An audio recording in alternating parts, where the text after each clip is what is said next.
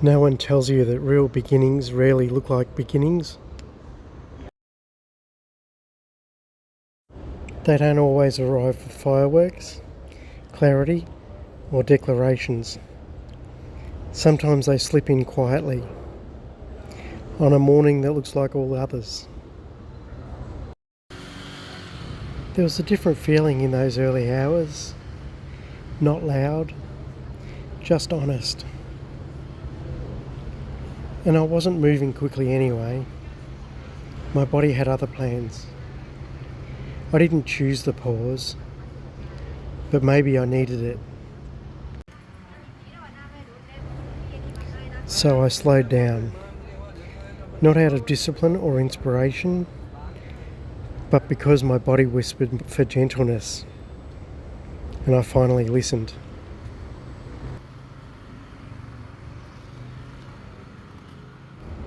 I didn't rush my morning.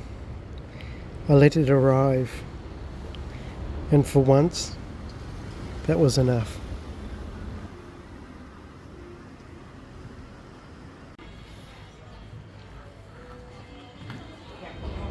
Out in the world again, I felt my senses returning.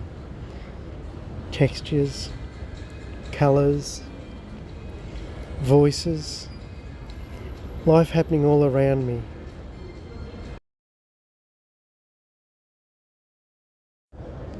Markets have their own kind of heartbeat. Not rushed, just constant. Like the world reminding you it kept going even while you paused. I found myself noticing things that I would have walked past before. The way vendors arrange colours like stories.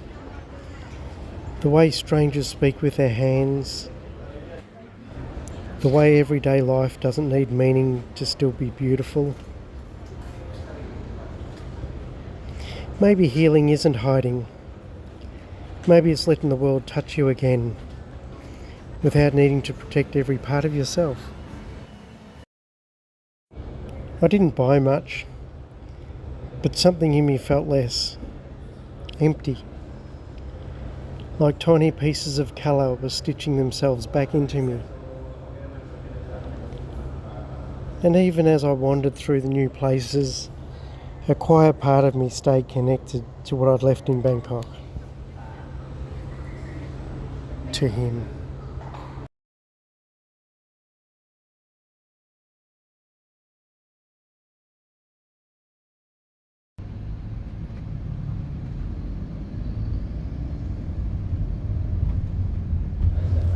And even in the familiar noise of shops and neon lights, something felt different.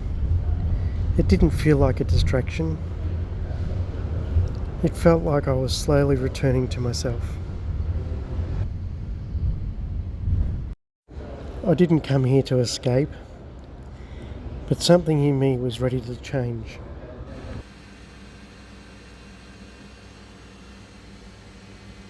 Stillness used to frighten me. It felt like failure, like I wasn't moving fast enough to stay valuable or visible. But here, stillness felt like permission, a quiet space where something inside me finally whispered, "You don't have to chase what's already meant for you."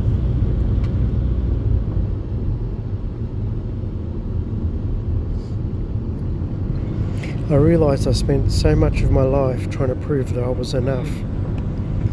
Through movement, productivity, strength, or staying one step ahead of disappointment. But the world didn't need me to perform. These moments didn't ask for anything impressive.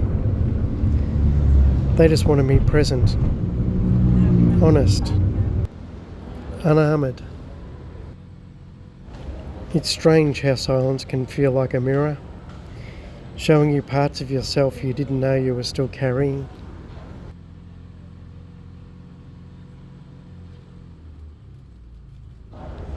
And maybe I wasn't just resting from the world. Maybe I was resting with the thought of someone who felt unexpectedly safe, even from far away.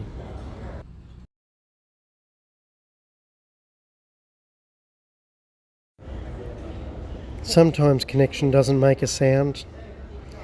Sometimes it arrives quietly and teaches you something before you even have the words.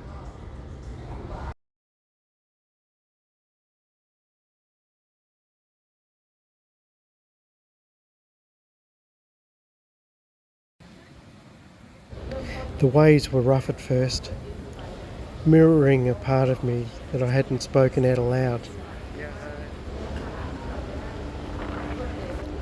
But something shifted, not because of the ocean or the sunset, but because even here, far from where we met, the way he saw me still felt close.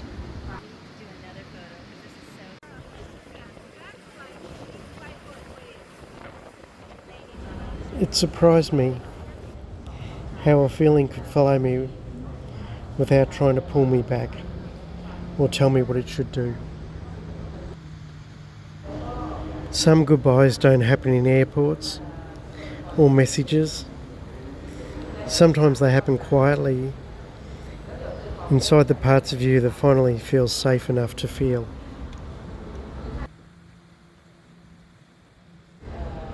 And in that golden light, I realised I wasn't grieving for what was ending. I was honouring what opened. Some places change you, but sometimes it's a person, a presence you didn't expect, that lingers longer than the coastline. Goodbyes aren't always closure. Sometimes they're gentle acknowledgements that something mattered, and still does, even if it's becoming something softer now. Coming back didn't feel like returning. It felt like carrying something forward, even if I couldn't quite name it yet.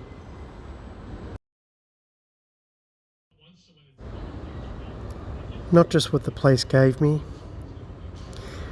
but what he allowed me to feel before I even realised it mattered. Becoming didn't arrive with certainty. It arrived with truth, the kind you feel before you understand. Becoming was never about who, but about truth. I'm Lainey, and this is what staying open feels like. Whatever comes next, I'm willing to find out.